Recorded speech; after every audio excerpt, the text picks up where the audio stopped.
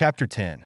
And in the 7th year, Jehoiada strengthened himself and took the captains of hundreds, Azariah the son of Jeraham, and Ishmael the son of Jehohanan, and Azariah the son of Obed, and Messiah the son of Adaiah, and Elishaphat the son of Zichri, into covenant with him. And they went about in Judah and gathered the Levites out of all the cities of Judah, and the chief of the fathers of Israel, and they came to Jerusalem. And all the congregation made a covenant with the king in the house of God. And he said unto them, Behold, the king's son shall reign, as the Lord has said of the sons of David. This is the thing that you shall do: a third part of you entering on the Sabbath, of the priests and of the Levites, shall be porters of the doors. And a third part shall be at the king's house, and a third part at the gate of the foundation. And all the people shall be in the courts of the house of the Lord. But let none come into the house of the Lord, save the priests and they that minister of the Levites. They shall go in, for they are holy. But all the people shall keep the watch of the Lord. And the Levites shall encompass the king round about, every man with his weapons in his hand, and whoever else comes into the house, he shall be put to death. But be with the king when he comes in and when he goes out. So the Levites and all Judah did according to all things that Jehoiada the priest had commanded, and took every man his men that were to come in on the Sabbath, with them that were to go out on the Sabbath, for Jehoiada the priest dismissed not the courses. Moreover, Jehoiada the priest delivered to the captains of 100 spears, and bucklers, and shields, that had been King David's, which were in the house of God.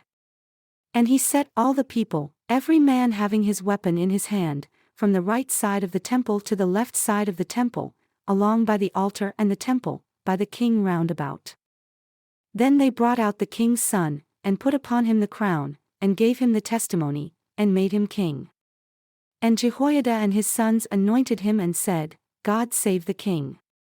Now when Athaliah heard the noise of the people running and praising the king, she came to the people, into the house of the Lord. And she looked, and behold, the king stood at his pillar at the entering in, and the princes and the trumpets by the king.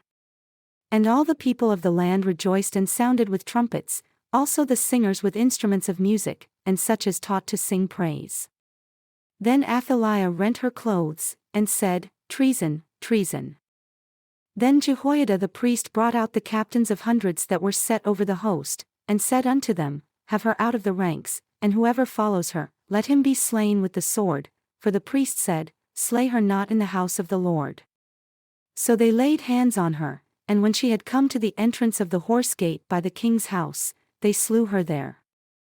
And Jehoiada made a covenant, between him, and between all the people, and between the king, that they should be the Lord's people. Then all the people went to the house of Baal and broke it down, and broke his altars and his images in pieces, and slew Mattan the priest of Baal before the altars.